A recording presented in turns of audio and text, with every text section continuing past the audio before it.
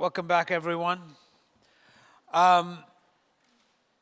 Next, we will have two conversations moderated by John Freeman. John Freeman is the editor and author of a dozen books, including the poetry collection Wind Trees. He hosts Alta Journal's California Book Club and is an executive editor at Alfred A. Knopf, where he edits and publishes Mossab Abu Toha and Hana Asadi.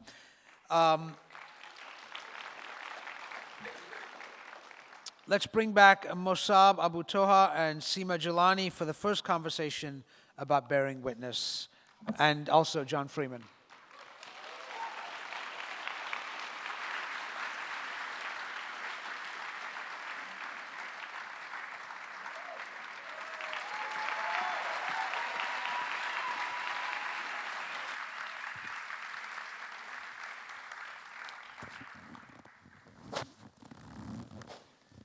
Mossab's just going to sing for the next 15 minutes. You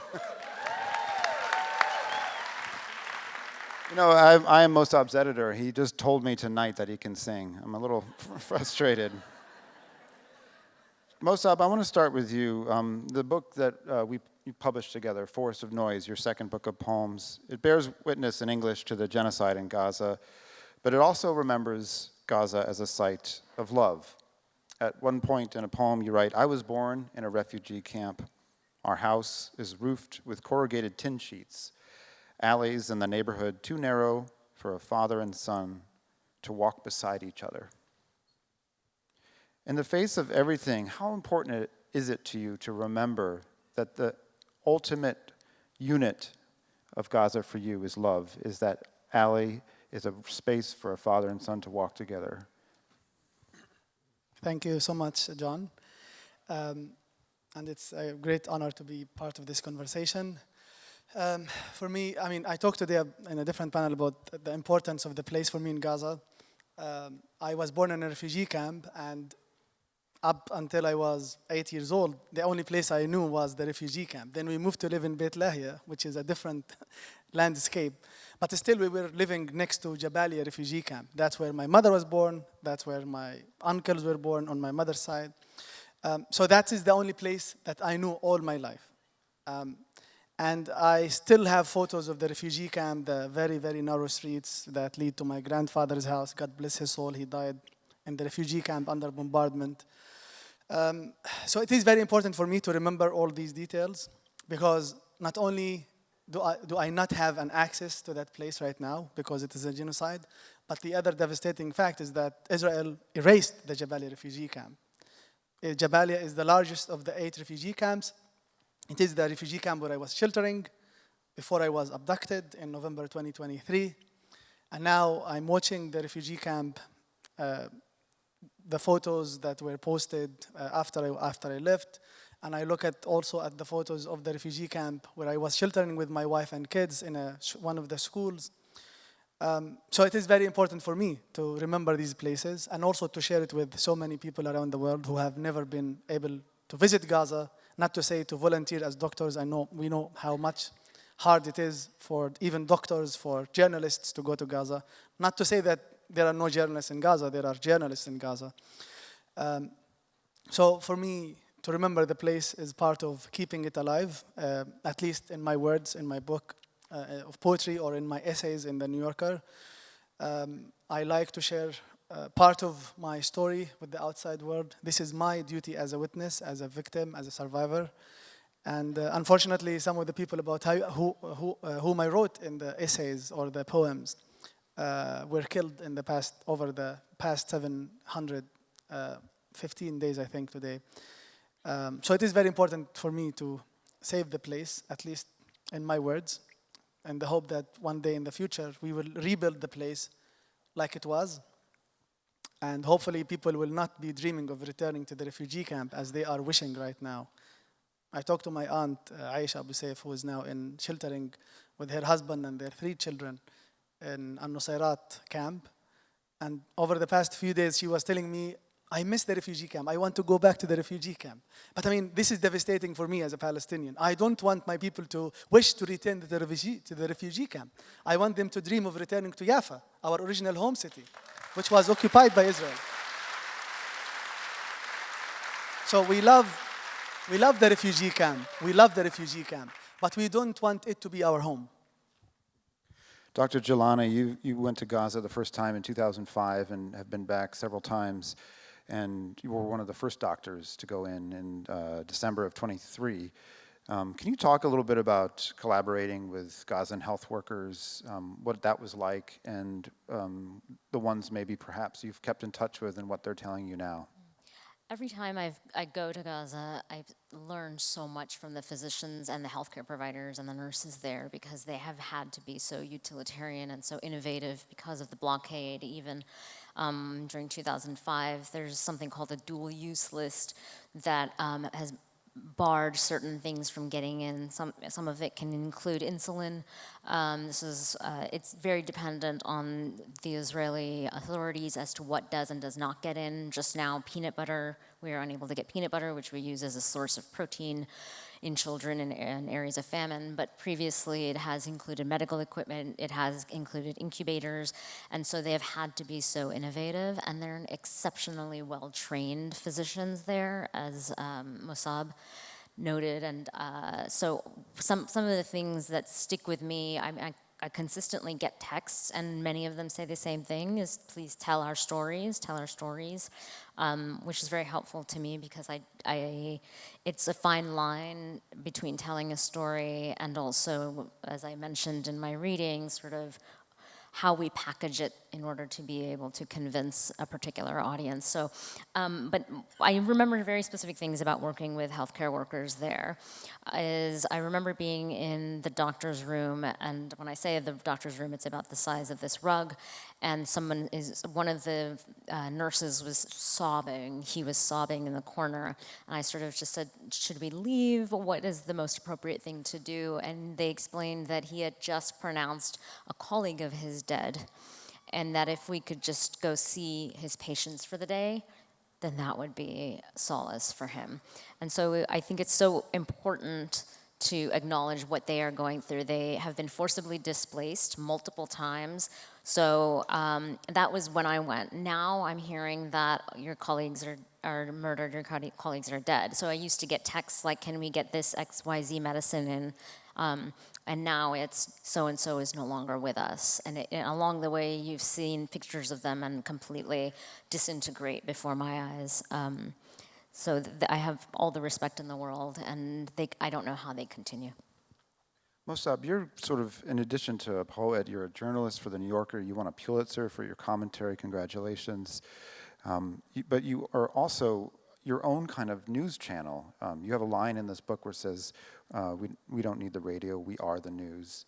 But you are also at the hub of many, many people sending you information, and you have a large social media following, and you're putting that information out. I wonder if you could talk a little bit about that form of bearing witness, of taking stories directly from people you're in touch with and broadcasting them to the world, or putting them into an act of journalism, versus writing poems in which you sometimes use the stories of people you knew or your own stories. Thank you so much, John, for this very important question. In fact, so many of the journalists in Gaza did not start their journeys as journalists. Some of them were soccer players, some of them were just sons, some of them had different degrees, but later on, and I was one of them during the first 2 months, I found myself reporting, because I'm not gonna wait for anyone to come to the refugee camp and report and tell the story. So I'm the teller of the story, and I am the story. So I found myself reporting, and I remember from the first few days of the ongoing genocide, I did not wait for Amnesty International or the International Association of Genocide Scholars or the United Nations just 3 days ago to call it a genocide. I call it a genocide. Okay, know why? Because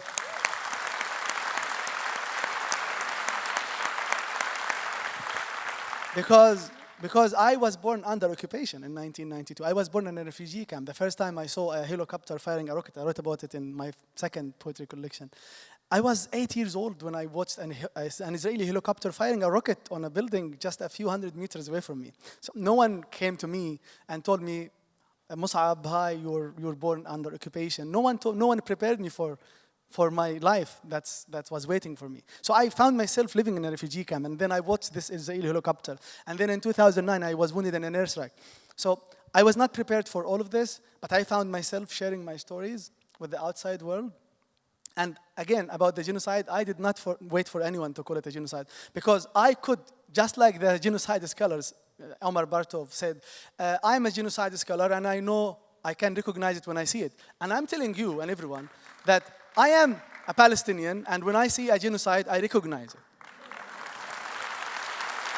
So part of me, and this is traumatizing, you know. I mean, I cannot know for sure what is going to happen to me, to every one of us in Palestine, even to you, when this genocide comes to an end. Because one day, you will realize that what happened in the past was not normal, and how we reacted to it was not normal. We don't know how we are going to survive after the genocide. I mean, we are nowadays managing to survive, even though many of us get killed, abducted, injured. But I mean, after the genocide comes to an end, we don't know if we are going to survive after the genocide comes to an end. So I found myself in Gaza, being a father, a son. My role was, you know, to go collect water like everyone. I was out in the streets looking for cardboard to make fire. I risked my life going back to my house before it was bombed, to get some of the clothes for my children, because when we left our house, we couldn't take everything. I wish I could take the walls of my living room. I wish I could take the bookshelves with me, but I didn't take anything. I wish I could take the orange tree with me from our house in Bethlehem. So I was Mus'ab the father, I was Mus'ab the poet, I was Mus'ab the essayist, I was Mus'ab the translator, I was Mus'ab the reporter, and now I'm here, the same thing. And a school teacher too. A school teacher, I forgot. A founder of a library. I founded the Edward Said Library, which now is bombed, unfortunately. But it's not more precious than the lives of one child who visited the library. So I did not choose any of these roles. I did not choose to be a poet, not a teacher even. I just loved my people. I loved the truth, and I wanted to share it with other people. Now, because I'm here in this country, I have access to the internet. I can charge my phone. When I was in Gaza, by the way, that was my second essay with the New Yorker. I was in Jabalia camp in the street. It was maybe 8, 9 p.m. I can show you videos. There is no light except for the light of the ambulance in the street. It's dark, completely dark.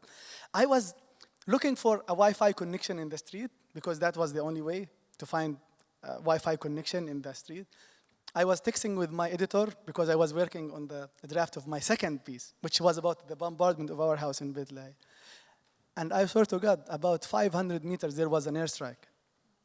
500 meters away. And then I put my phone in my pocket. I forgot whether I left my slippers or not. And I entered a pharmacy.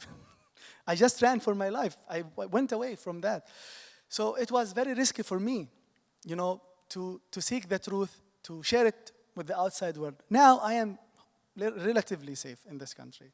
I have access to the internet. I have electricity to charge my laptop and my phone. So I have the luxury of translating the breaking news, to download the videos and then upload them, give context to the videos. Sometimes I do a lot of follow-ups to the news, because you hear that there is an airstrike in Gaza City, a house, for example, Dormish family, 7 people were killed. And then a few minutes later, you get an update. Okay, now 9 people. Then an hour later, you get the names of the people. So I do my best to follow up on the news and put the names of the people. And if I could find the ages of these people, I put the ages of these people. And if I find the photos of these people, I get the photos of these people. So I could do that because I am here, and because I could be, if it wasn't for the miracle when I got out of, I could be one of those people whose photos would be posted on social media with my wife and kids, because that could have happened to me, but I was lucky to be alive. I don't know. I mean, I can't believe that I survived. Hopefully that we will survive, all of us. Our families in Gaza, many of whom were killed.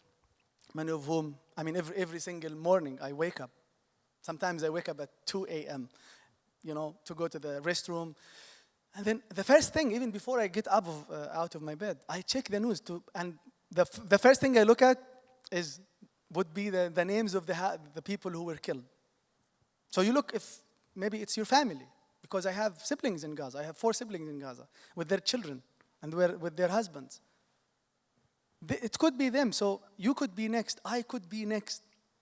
So I don't choose to do that. I mean, I am forced to do that. Some people, commend me for posting that. I mean, I didn't choose that. I wish I could be just like you. But it's been 716 days or over. We have been doing this, and we don't have the luxury of stopping, unfortunately.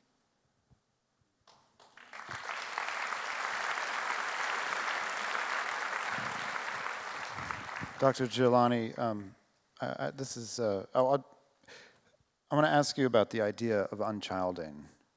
Palestinian feminist Nadira Shalhoub-Kevorkian's idea that the systemic deprivation of Palestinian children's rights, innocence, and humanity within the context of this Israeli settler colonial practices strips them of their essential childhood and ultimately denies them their personhood and basic dignities. Another doctor, Ghassan Abu Sita, has used this phrase as well, and I wonder, as a pediatrician who has operated in war zones, but specifically Gaza, if this one resonates to you, this term, if it resonates, and how it has evolved in the last 2 years. When we were staying in the guest house and I was in Gaza this past time, we were also staying with Palestinian family, and there was 2 young kids and there was a young boy, and I recall thinking that his mannerisms were very, very adult. And so there's unchilding, but there's also adultification, which is where they have taken on mannerisms and responsibilities that they otherwise should not have. We often see that also in the Black American community, in young boys that have had to shoulder burdens that they might otherwise not. But I would also wanted to flip the script and the narrative and to say that that is something that is inflicted upon them. Again, that is not a choice. And it also, in the case of Black Americans and Palestinian Americans, I would venture to go so far as the world inflicts that upon them and sees them as more adult than they are. Some examples of this that are demonstrated in our media are talking about 16-year-olds as if they're men, when they're boys and children and so on. So it has multiple effects in multiple genres, but certainly the stress, if there's something else in pediatrics called toxic stress, and that specifically affects the amygdala and parts of the brain that have decision-making capabilities for later, and has generational trauma and DNA that is altered. But I would also say, to not have it be so grim, is that, I'm a child of boat refugees, and so, we have generational trauma as well. But what I like to think, and I like to hope about, is that along with that generational trauma is that we have also inherited a certain badassery that has gotten through. That's the technical medical term, by the way. I think we saw that in your poem. One brief question for both of you before we sign off. I'm afraid we're running out of time. Dr. Jilani, doctors in the position that you're in are now being formed. They're becoming journalists because so many journalists have been killed. And obviously journalists are not being allowed in from the outside. And I wonder if on your trips to Gaza, your trips to Egypt, if a different aspect of your doctoring has evolved or developed, where you are both practicing care and watching practicing care in a way that's new to you. That is quite complex. I honestly, I would like to have a really eloquent answer for you and say, yes, I just love doctoring kids, and I just really appreciate and immerse myself in that. And I think rather than it's changing the way that I do medicine, it has allowed me so much joy to re-embrace medicine. I had always otherwise thought that that being an advocate and being a journalist, you know, would be so much more rewarding, and I still come back to the kids every single time because there is an intangible innocence and beauty with them. And so I don't know that it's changed my practice at all. I do know that it has changed, for instance, how I interact with kids as so much more joyful. And also, like when I came back from Gaza and I picked my daughter up from her school, the first thing I did was kiss. I'd seen so many traumatic amputations. I just kissed every single knuckle, every single finger, and I just had a lot of gratitude around that. But I do want to say that of all the wars and so on, I think that because the rules of engagement have shifted so much that we are seeing hospitals targeted now. So yes, doctors are being placed in that position, but they're also being targeted and tortured. So they're also getting detained. I have personal friends that have been detained, and they're taking their stethoscopes off before they leave the hospital. They're changing out of their scrubs, and that is very different. Whether you care about Gaza or not, you're going to care about whatever war comes next, and the idea that that is passable as fair play is very disturbing and should worry us all.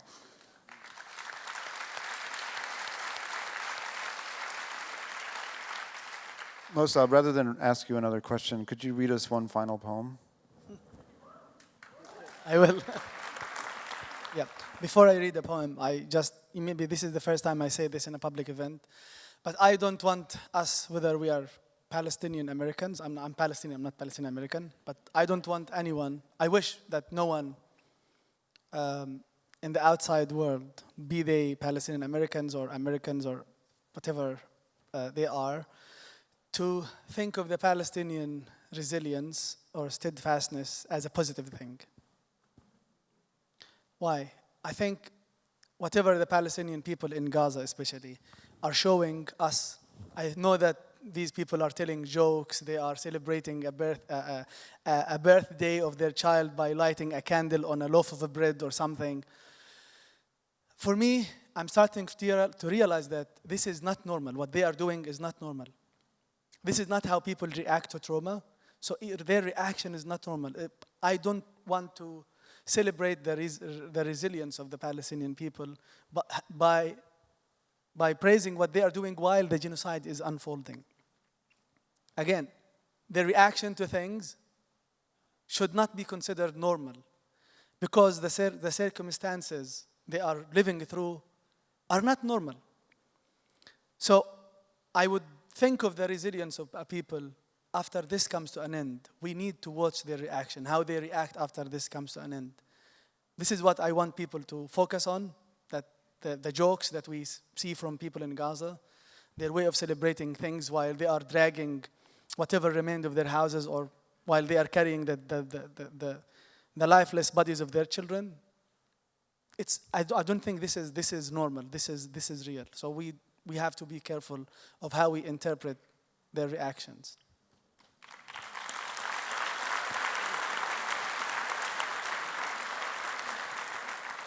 I will read a poem, My Dreams as a Child, because Dr. Seema Jilani is a pediatrician. My dreams as a child. I still have dreams about a room filled with toys my mother always promised we could have if we were rich. I still have dreams about seeing the refugee camp from a window on a plane. I still have dreams about seeing the animals I learned about in 3rd grade: elephant, giraffe, kangaroo, and wolf. I still have dreams about running for miles and miles with no border blocking my feet, with no unexploded bombs scaring me off. I still have dreams about my favorite team playing soccer on the beach, me waiting for the ball to come my way and run away with it. I dream still about my grandfather, Hassan, how much I want to pick oranges with him in Jaffa. But my grandfather died. Jaffa is occupied, and oranges no longer grow in his weeping groves. That's the poem. I just wanted to end with this note. My poem and my poems in this book, I need, if you have the books, or either of them, I want you to keep in mind that while you are reading the poems, these poems are missing a lot of things as of now. Some people about whom I wrote in the book who were alive are not with us anymore. Some of the places about which I wrote are not here anymore. And why I remember to say this is because in the poem I said, I still have dreams about seeing the refugee camp from a window on a plane. Now, I wish that the refugee camp exists because Israel, as I said, erased 2 refugee camps out of the 8.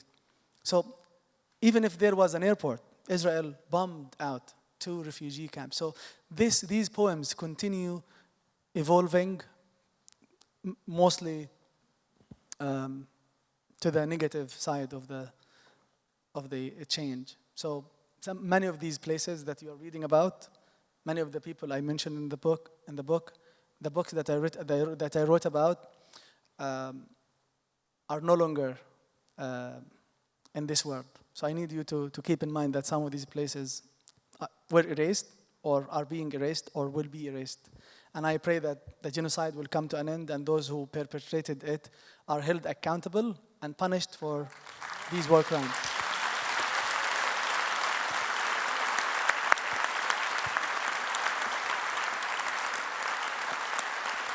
Thank you, Mossab. Thank you, Seema. This is all the time we have. I'm going to bring out Viet, Hala, and Hannah. Thank you.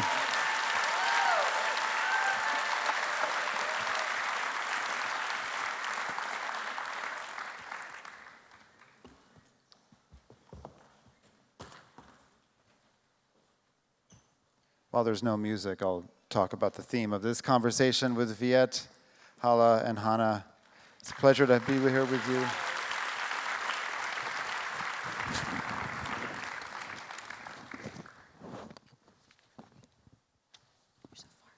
We're going to talk about imagination, art, activism, and allyship as important forces in how we're going to survive. Hannah, in your novel, the Nakba of 1948 figures so much and so enormously in the lives of so many people. Yet how many of us have read a novel about it or seen a film about it? And I'm wondering if you were in some ways trying to close that gap by writing your father's story. I was just trying to personally maybe close that gap for me, but I think one of the things that, as my father was dying and in the aftermath of his death, like the Nakba informed his self-narrative for so long, but for me, what hit me or what struck me was that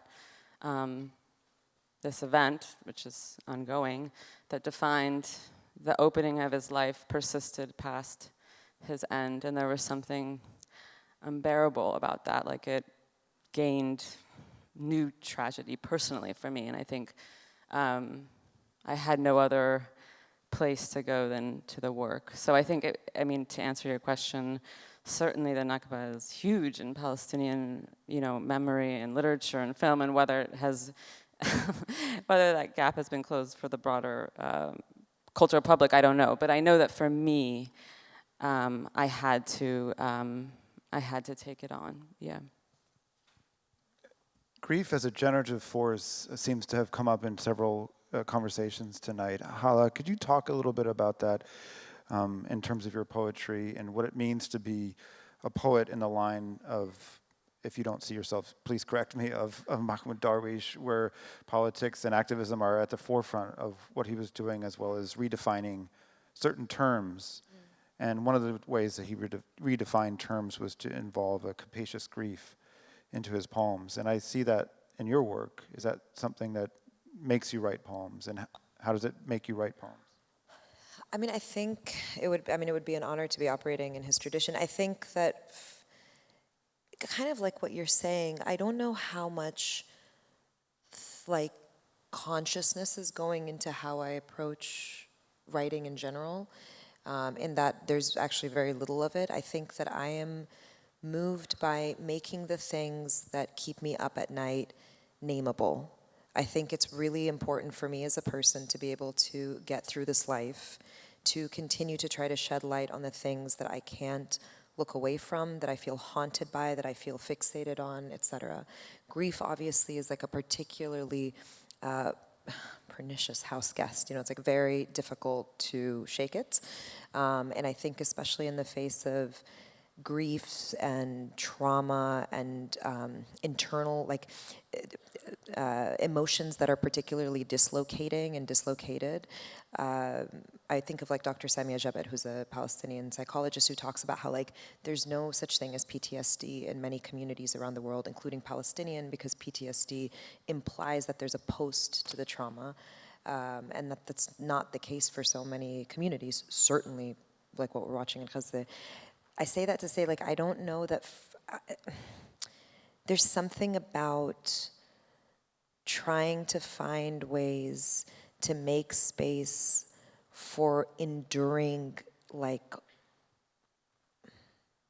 pain that feels like it doesn't have any end to it or any end in sight.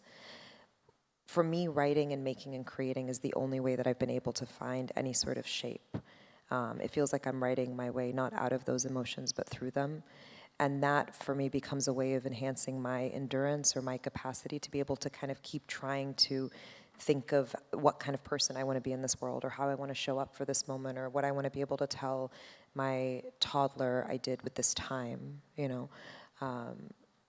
It's just, it's not even, I mean, more than anything, it just helps me orient. So I don't know how much, again, I don't know how much forethought is going into any of it, as much as that if I didn't do it, I would become really unwell, I think. I don't know that I'd say I'm very well, but like I think I would become profoundly more unwell than I am. I don't know how many of us are well right now. And I think that's adaptive. Yeah. And it could be really concerning if you were like, I've never been better, I'm thriving right now. Like, I think it's actually probably, truly, like, I think it's a sign that you're able to access and touch something and be moved and be broken over and over again by things that should be breaking you. This should be bringing everyone to their knees. But yeah, I mean, writing just helps kind of give shape to that. Viet, you have a line in your new book, To Save and Destroy, in which you talk about writing as another, reading as another, and you talk about the trauma both giving the other value and also devaluing the other, and the trap they're in. And you say there are some temptations as writing as another, you know, to idealize or sentimentalize, to separate oneself from the herd, you know, to say I'm not a refugee, I'm an exile, maybe is one form of that. You can talk about that. Or to see the other as an identity. And I'm quite interested in the last one, to see the other as an identity and the traps in that. Can you talk a little bit about that in this moment? The talk you just gave touched on it, but what are some other things you might say about it now? Well, I think about the fact that all of us are other in some ways, I think. You know, some of us are definitely stigmatized or marked as other as part of a population, and then all of us grapple and confront with very intimate othernesses within ourselves, within our families, and so on. And all of that is important, and one of the ways that is important is that it's allowed us to have a tradition of resistance and a genealogy of resistance where we've created communities around being others. We've created literatures and cultures and memories and histories, and all that is enormously motivating and powerful. And then the problem is that once you do that, once you have your otherness as an identity, it's something solid, that can be turned into something not so great, like a commodity. Or you can turn your otherness, that was an otherness built out of your wound, into something that justifies you wounding other people. And if we look at any of our histories, of any of our communities of otherness, I think the lesson we should take away is not simply that we should celebrate what makes us other, which we should do, but that is actually secondary to remembering what made us an other in the first place. And what made us an other is a force and a violence that is a part of human nature, and that we as human beings can repeat that. And so I brought up the Vietnamese example because I've seen that happening within Vietnam, the nation, in my own Vietnamese community. And but the lesson that I take away, as I try to reinforce, is that otherness should be a principle. We should always be looking out for the other. And we who have been other can do violence upon others as well. And that's actually a really, really hard lesson to learn. And we're seeing that enacted today in the most tragic and the most ironic way possible, that people who were once the victims of a Holocaust and a genocide are perpetrating a Holocaust and a genocide. It should not surprise us. It does surprise us, but it's happened throughout history, and we're just getting another lesson today in what that means. Hannah, in Viet's book, he writes, "Apocalypse Now was my first encounter with a story powerful enough to destroy me." And then he proceeds to claim the story and describe how he taught himself how to identify with the other inside of himself, as well as the other from outside. And I'm curious if there was a piece of film or fiction that worked that way for you. Yeah, I'm just actually still thinking about what Viet said, right, about the people who were the victims of the Holocaust now perpetrating a genocide. And I mean, you know, I don't know that I felt this way. I'm sure I have felt this way from a text or a piece of film, but what comes to mind is, you know, I happen to have Jewish ancestry on my mother's side, and I'm Palestinian. And there was about a week that I attended Hebrew school, and it lasted that long for this reason, was because there was this narrative they were, you know, teaching us about the Holocaust, and then, you know, quite seamlessly, they moved to talk about the Arabs and how the Arabs have genocidal intent toward the Jews, or toward us. And I was sitting there sort of like, who am I in this us?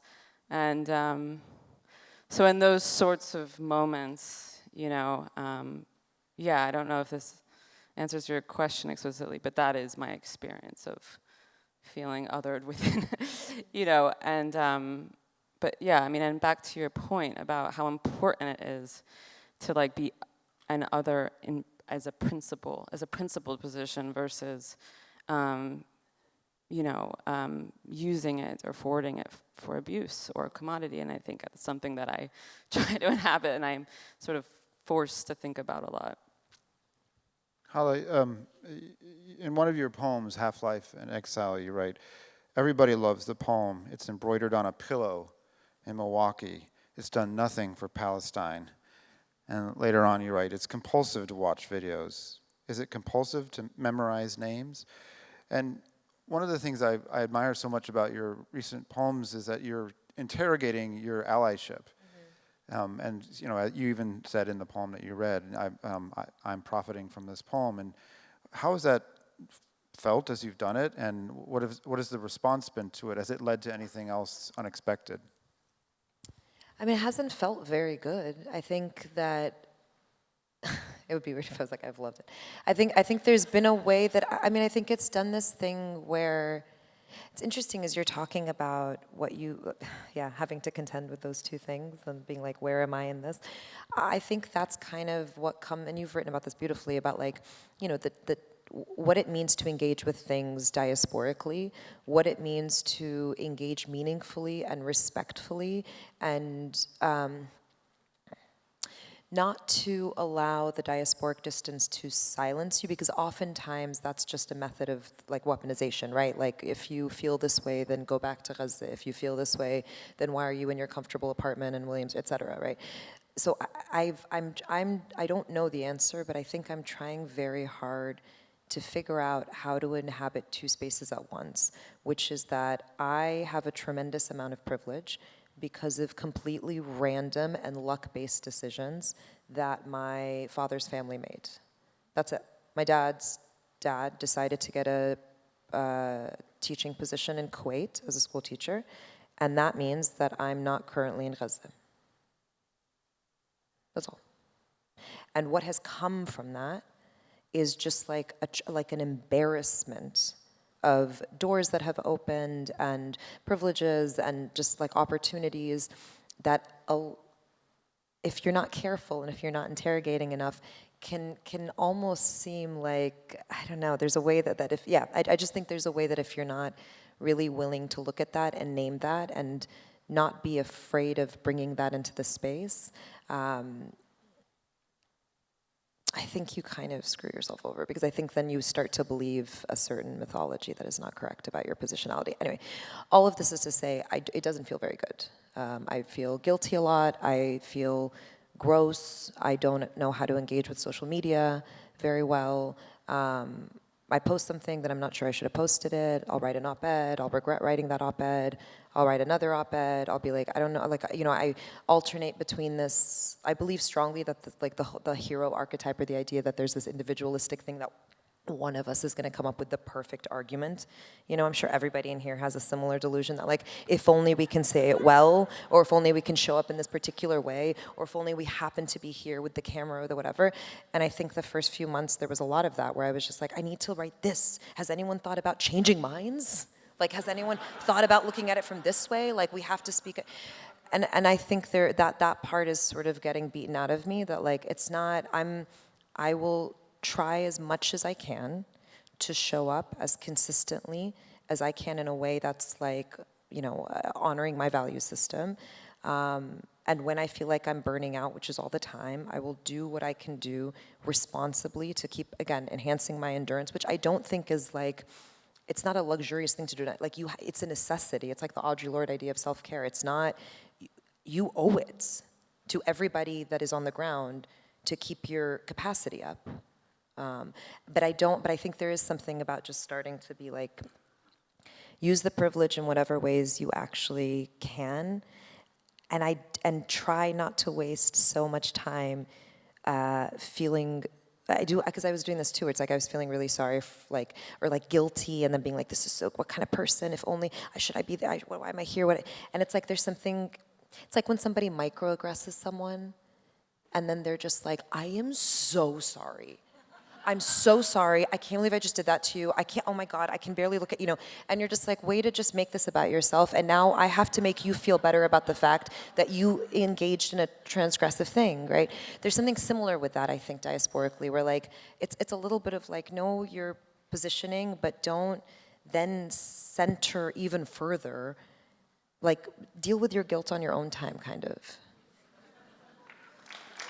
I don't know that deserved applause, to be honest with you. I don't know that was a very nice thing to say, but I appreciate it. Yeah. Via, there's a line in your book where you talk about Asian Americans, and you said our silence was the price of admission, or something along those lines. And the list of co-sponsors of this event includes the Asian American Writers Workshop, as well as Jewish Voices for Peace. It was a beautiful expression of expansive grief. And I'm wondering how statements like that, Asian American writers are extremely successful and have made themselves a force in America.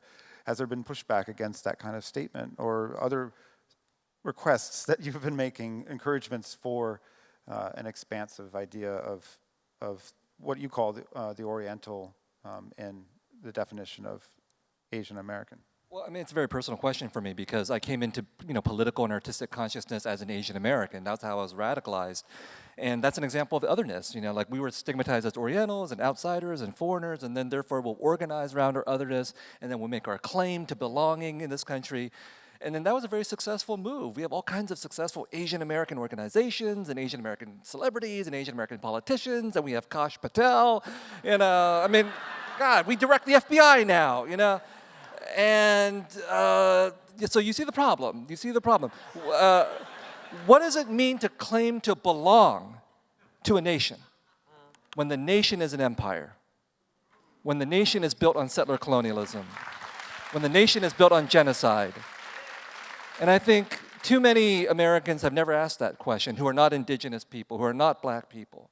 And Asian Americans are very guilty of this. You know, we're so focused on our own otherness that we'll take every moment of approbation and inclusion and we'll lap it up, because too many of us have internalized being the model minority.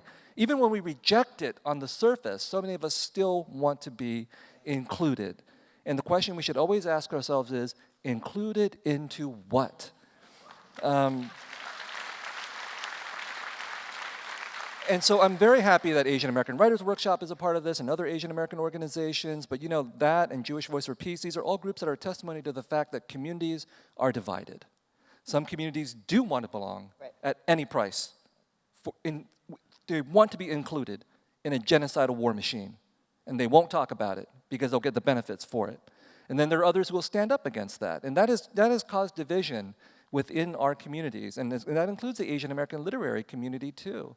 And so I think it's just beholden on all of us who have benefited from our citizenship, who have benefited from inclusion, who have benefited from and possibly exploited our own otherness as an identity, to refuse to continue to participate, to refuse the price of inclusion if that price is silence on genocide.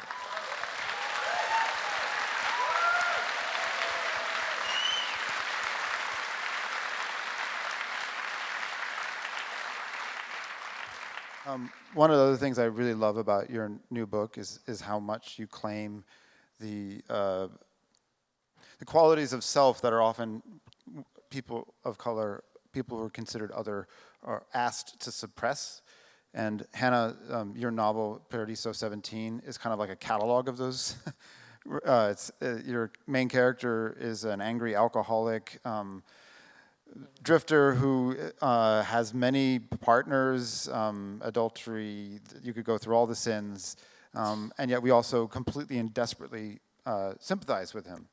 And I wondered if you could talk a little bit about writing the messy character into this moment. Yeah, Dad, are you listening to this? Yeah, I mean, it was important for me, and I mean, I also have to say that because it's such a personal work, I could only write it in the aftermath of his passing. But yeah, I mean, it is important for me that, you know, that he was full, and that characters are full, and that other characters are full, and, you know, some of them are abusive and angry for really understandable reasons, and drink too much, and cheat, and, you know, do all the things that humans do, because life is really painful. And I think to not have all of that in there would have been a lie. And, you know, I just didn't want to lie. And I also think, like, you know, I've had the experience, particularly with my first novel, which was a little bit racy and a little bit out of fictional, where there was this expectation that, like, that wasn't the story that I was supposed to write. It wasn't what the you know, like the publishing audience or, you know, the larger audience would expect of somebody like me writing a novel, which, you know, I don't know what they expect. Like, what is the expectation around certain writers of color? So, yeah, I wanted him to be full in all of his imperfections, and I think it's really, really important.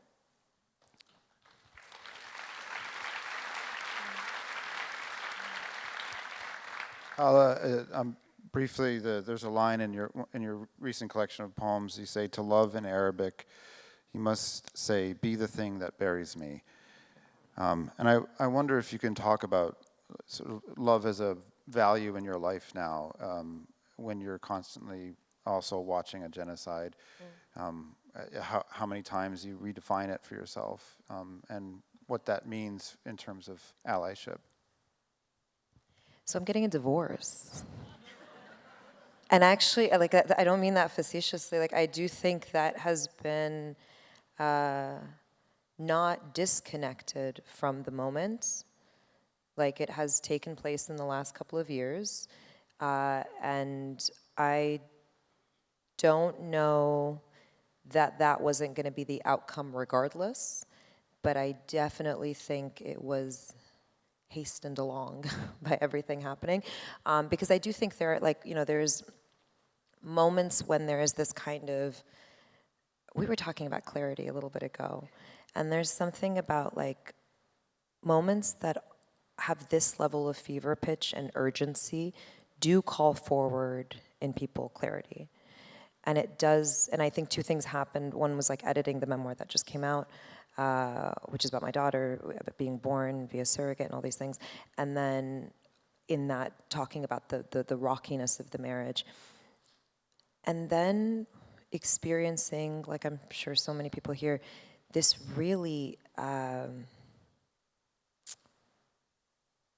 visceral, like, unable to, like, eat, unable to sleep grief at watching, particularly in the fall and winter of 2023 into 2024, and like just not like having to kind of feeling like really there was something being reassembled in me, and being in early motherhood and trying to figure out how to navigate that, and then feeling a grief so intensely and so deeply, and then looking around and realizing that there was someone that I was sharing my home and my life and my heart with that was not carrying that grief in the same way.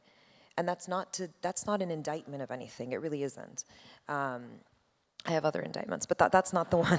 That's not the one. It's really just that there was something about capacity to be able to step into an experience and really to be able to let the experience devastate you, like rearrange you, crush you, that just wasn't there in a house where you're like raising a kid that's Palestinian. Like there was something about that then kind of just clarified certain things. So I, even though obviously this isn't like how I wanted my life to go. I wasn't, I don't want to be getting a divorce. But I think there is something about being like, it has clarified my thinking on what love looks like, and that it's not just about feeling a certain set of things towards a certain person or certain group of people or certain whatever. And I imagine a lot of people in here have had to confront that too in different ways, that you can love somebody or you can love your family or your friends or your hometown, whatever, and then be like that you also have to be able to show up for these moments and feel like that love has to be aligned with a certain, again, value system in a way. And if it isn't, I don't know. There's something about that that's like, I'm thinking more about love as an act of care, love as an act of, again, like attending, love as an act of witnessing, love as like being willing to like sit in, to see what other people see and like to not flinch and to not, or flinch, but don't look away. That there's something in that, like something active that it's, and I don't think it's disconnected from also mothering, for me, and like trying to think of how I want this person, this little creature, to be in the world and what I want to be able to model for her. So yeah, I mean, I think like love has just become I don't know. I mean, I have watched the most intense displays of love on my phone from on the ground in Gaza, and like felt that so intense. Like, is that not love? I have felt it. I've heard the voice of like children call for their parents, or like the look of someone's face, and be like, that is, I feel like I can feel that. It's not mine. That's totally different, and you have to kind of, again, be aware of your positionality. But like, there's something about the expansiveness of it that I think of. Yeah, I'm just like trying to break and put together these definitions for myself. Thank you for that answer. The final question for Viet, and then I'm afraid our time is up. Viet, you've talked about capacious grief, and you've written a very powerful book that's in large part about your mother. And in the last couple of years, your father's also died. And I wonder if your thoughts about how to mourn have changed in this time, especially as we're mourning strangers who are so close to us and who we obviously care about, if you care about the dignity of any individual, let alone Palestinians. Have you thought through the way to mourn publicly or capaciously with others who are strangers? Well, you know what, Hannah, what really struck me about what you were saying is that you had to wait until your father passed away, and likewise, I wrote this memoir, Man of Two Faces. I had to wait until my mother passed away before I felt like I could write about her. The book is very much about her, about our refugee experience, about my parents surviving 40 years of war and colonialism and racism and becoming refugees twice. But writing that book was my act of mourning. Writing is my act of grieving. And I think something is wrong with me. I think normal human beings should be able to grieve, like you should be able to cry and express your grief to people, and I really can't do that. So instead I write books. And you know what, it's actually very productive. There's a lot of things to grieve and to mourn.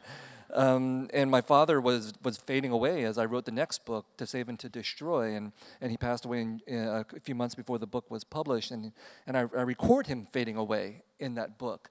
And I think in both cases I was grieving my parents in advance. I had 13, 14 years to grieve my mom because it was a long, slow, painful decline. My father declined faster, but I will probably, he may or may not like this wherever he is, but I will grieve him through a book as well, I think, and mourn him through a book. And these acts of mourning and grieving are very powerful, and we as writers, I can't speak for the other writers, but myself as a writer, I feel that we all have to do what we can, and my one sole talent in the world is to write. And we all have to contribute to the one sole talent that each of us hopefully is blessed to have, and that's writing. The other thing I think about mourning and grieving, and as I'm watching these images too, and it's very painful for me to watch them, because I'm a father, I have a 5-year-old and a 12-year-old, and it's impossible for me, I think, to enjoy almost any moment of joy with my children without also having these images overlaid with them. And what I also think about is I'm watching this from a distance, and I remember, I think, that when my parents and I were refugees and when my parents were living through the Vietnam War, Americans were watching us. The whole world was watching. And what was the whole world thinking? We look back and we think, if there was the anti-war movement, there was the counterculture movement, everybody must have been against this. And I think the fact of the matter is that's not true. I think for a lot of people all over the world, but especially in the United States, life just went on. Most people were not in the anti-war movement. Most people were not protesting. They were just watching from a distance. And so what's happening today, I just feel there's such enormous resonance with my own history and thinking about the fact that one of the reasons why I'm also so personally interpolated into that position of what it means to watch what's happening to Palestinians is because sometimes I think, what would I have done if I was an American or somebody else watching what was happening to the Vietnamese? And so this is my personal test, how to grieve, how to mourn, how to fight, how to write back against all of that. And then finally, I think, to address what you said, Hala, the question of guilt. I think for so many of us who are refugees, one thing that is not talked about a lot is survivor's guilt. To be a refugee is to have survived and not necessarily to feel that you have deserved your survival. Why are you here and all these other people are not?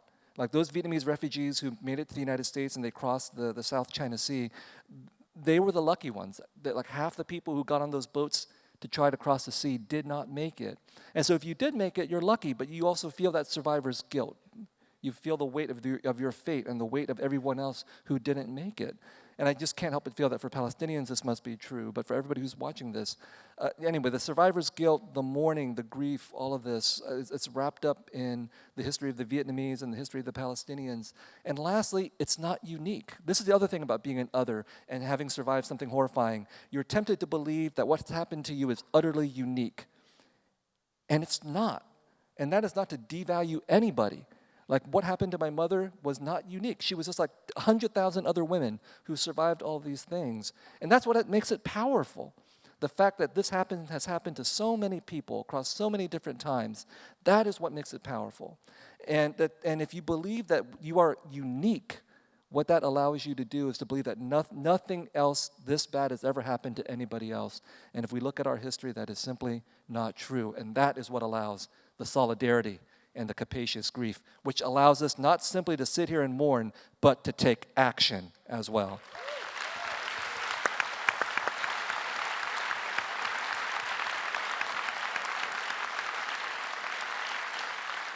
I'm afraid our time is up. Please thank Viet, Hala, and Hannah, and Anara.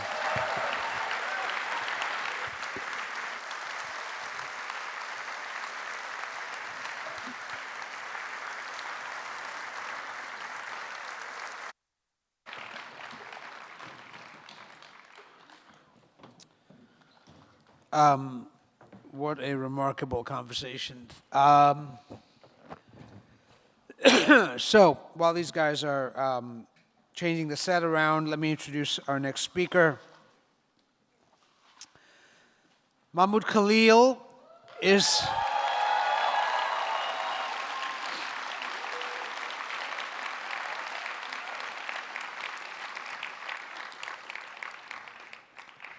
They asked me to come out here and just vamp for a couple of minutes and I said, when I say his name, there's going to be an applause, and so I won't need to vamp. Mahmoud Khalil is a recent Palestinian graduate of the School of International and Public Affairs at Columbia University.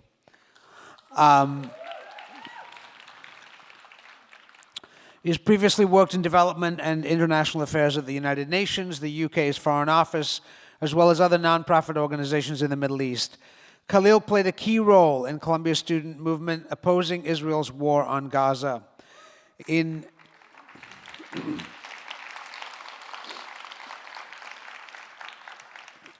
March 2025, the Trump administration unlawfully arrested Khalil and attempted to deport him, all in retaliation for his lawful advocacy in support of Palestinian rights. After 104 days in detention, a federal court ordered his release on bail. Ladies and gentlemen, please welcome Mahmoud Khalil.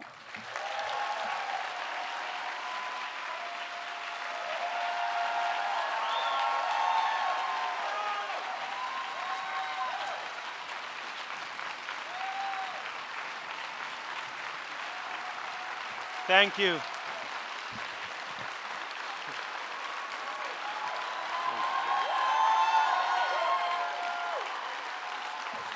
Thank you so much for all the love and for all the support. Free Palestine.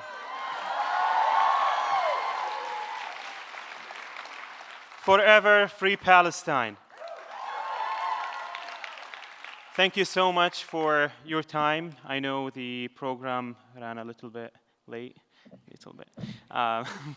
Also, thank you so much, Aasif, for the idea. I mean, stay tuned for my late night show.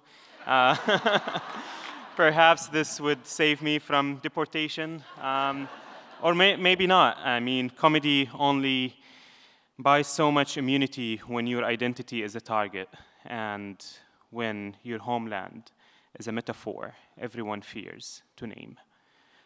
I'm gonna read just a little bit of my diary when I was in detention. And when I came here, I wanted to talk a little bit about hope. But to be honest, I don't know how to find hope in this time of genocide. In the prison yard, the sun is too bright, yet there's always a draft of chills. The men circle the field like planets in disorder. Some kicking a ball, others standing in clusters, others lining up for haircuts. I avoid the walking track. Too many eyes scanning, searching for something I cannot give. Hope. How can you find hope in the time of genocide? My Nepali friend, leaving today on bond, refuses when I ask if he would like to speak to the press about detention conditions, even anonymously. His fear runs deeper than the fences. Fear of the state, fear of deportation, fear of being seen. That fear is everywhere here, inside and outside. When I call Noor, my wife, she tells me my lawyers need more letters of support for my release. We make a list of friends, and I'm struck of how many decline, afraid their names might leak. I understand, but I don't. If friendship collapses at the thought of risk, then what is it worth? Fear like that remind me of how many watch the bombs fall in Gaza while silent, afraid of losing their jobs, their visas, their scholarships, their carefully constructed safety. They said nothing while the children of Deir al-Balah and Jabalia buried in pieces. They called it complex, they called it conflict, they called it anything but what it was and what it is, genocide. On the far side of the yard, men in yellow and red uniform, those with convictions, mingle with us in blue. One of them, a Guinean, calls me by name. He says he saw me on television. He has lived in the United States for more than 20 years. The court betrayed him, locked him for 5 years. Now they want to deport him. His words carry no faith in justice, only in struggle. The world must unite against injustice. I nod, thinking not only of this cage, but of the open-air prisons in Palestine, the checkpoints, the blockade, the rationed food, and the rationed humanity. The children born knowing the sound of drones before lullabies. I think of James Baldwin's line to Angela Davis, that we must fight with love as well courage. But here, love feels like contraband, smuggled in small gestures. A Guatemalan man arranging my bed when I first arrived, and a Mexican teaching me a card game. Love survives siege. I've seen it. I've lived it. In Palestine, they rescue books from rubble. They insist not only on survival, on life, on beauty, on the future. In Nablus, they bake bread during raids. In Ramallah, they teach children the names of villages erased from the map. Here too, we find ways to remain human, to remain Palestinian, even as the world demands our erasure.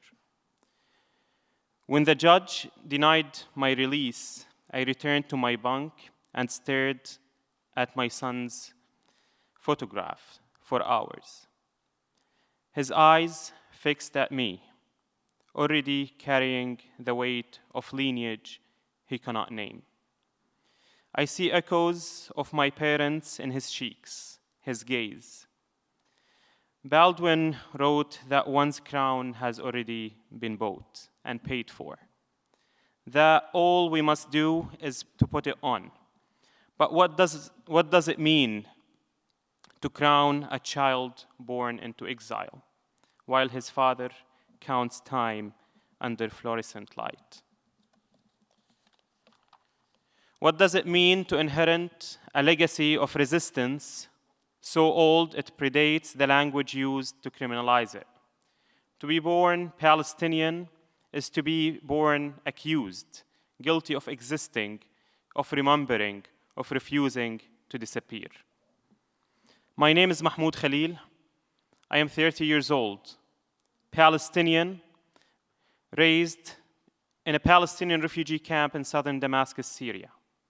I write because silence is worse than despair, and because one day, when my son reads this, I want him to know his father did not accept the fear. His father did not keep quiet while his people were massacred. Thank you so much.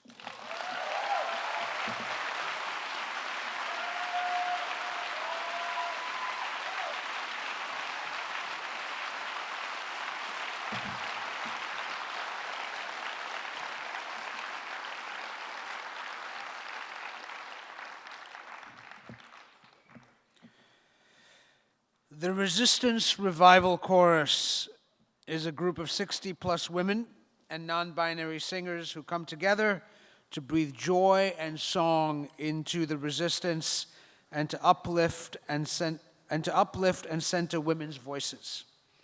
Chorus members are touring musicians, filmmakers, solo recording artists, gospel singers, political activists, and more, representing a multitude of identities, professions, creative backgrounds, and activist causes. Ladies and gentlemen, please welcome the Resistance Revival Chorus.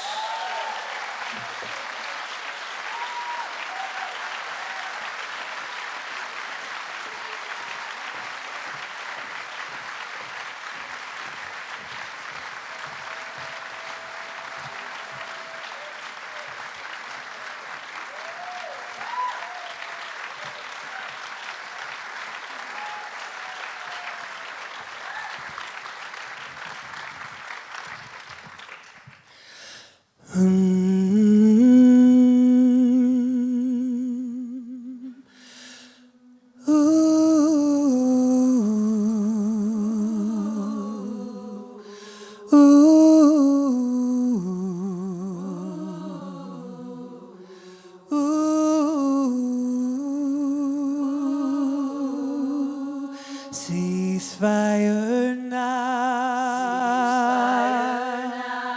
Ceasefire now. Ceasefire now. Ceasefire now. Put your weapons down. Put your weapons down. Put your weapons down. Put your weapons down. Put your weapons down. No genocide. No genocide. No genocide. No genocide. No genocide. No genocide. No genocide. Let Gaza live. Let Gaza live. Let Gaza live. Let Gaza live. Let Gaza live. Let Gaza live. Free Palestine. Free Palestine. Free Palestine. Free Palestine. Free Palestine. Free Palestine. From the river to the sea. Palestine will be free.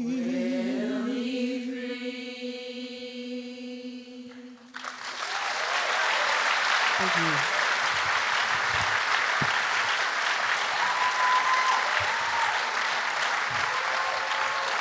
Thank you. We are The Resistance Revival Chorus. This is Everybody Deserves to Be Free by the great Diva Mahal.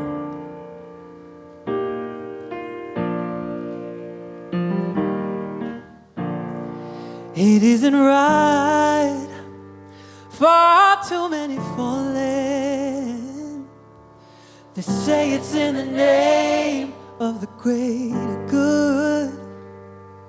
We've lost sight. The world is getting colder. What happened to the words for which we once stood? I will stand for you. Would you stand for me? Everybody deserves to be free. I would lend a hand to you. Would you lend a hand to me? Everybody deserves to be free. It's close tonight, so I leave the candle burning to light your way home. Won't give up the fight. The story isn't over. I won't let you walk all alone. I will stand for you. Would you stand for me? Everybody deserves to be free. I would lend a hand to you. Would you lend a hand to me? Everybody deserves to be free. Ooh, yeah. If you feel like I do, stand with me. If you hurt like I do, stand with me. Yeah. If you feel like I do, oh yeah. If you hurt like I do, stand. If you think it's a shame,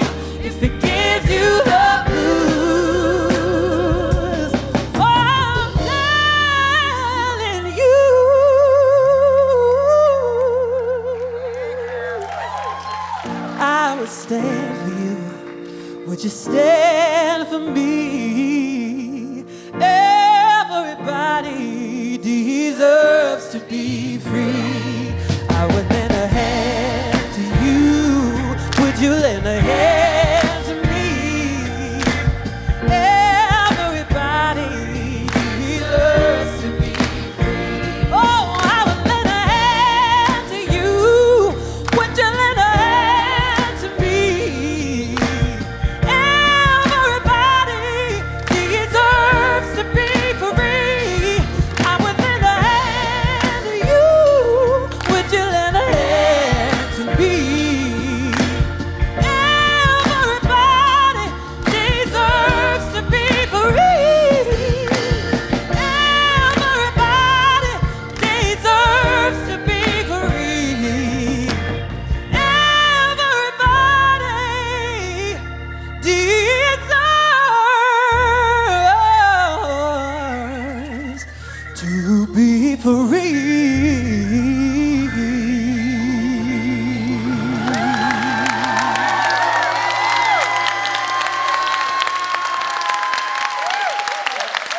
Thank you, thank you. All right, we got one more song for you all. If you catch on to it, please sing along, clap along. We'd love to hear your voices. Well, I woke up this morning with my mind stayed on freedom. Woke up this morning with my mind stayed on freedom. Woke up this morning with my mind stayed on freedom. Hallelujah. Hallelujah. Hallelujah. Hallelujah.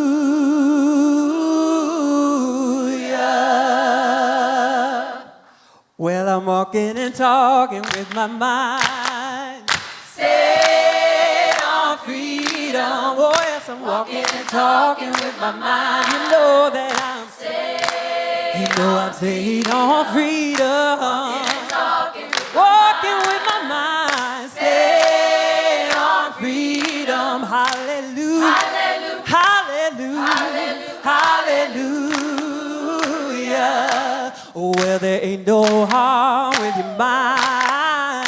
Stayed on freedom. Ain't no harm with your mind. You know I'm stayed on freedom, yeah. Ain't no harm. Stayed on freedom, hallelujah. Hallelujah. Hallelujah. Come on and walk now, walk.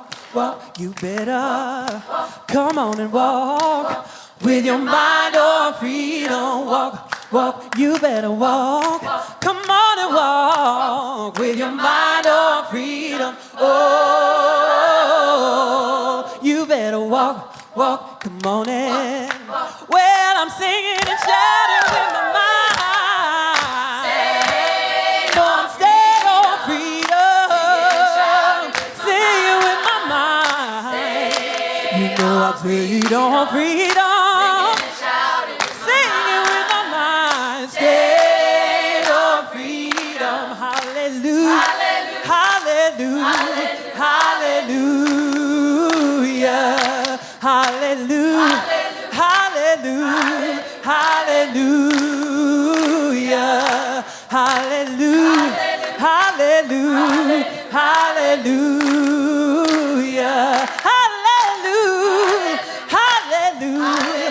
Hallelujah. One more time. Hallelujah. Hallelujah.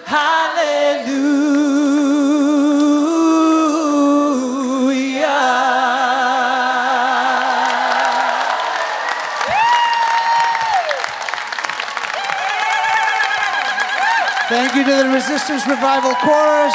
Thank you to you. I told you you're going to need Kleenexes, and I was right. Ladies and gentlemen, a big round of applause to all of our speakers, all of our guests, everybody involved in the program. Please give money to Inara the QR code. They can put it back up there. Good night, everybody. Thank you. Free Palestine.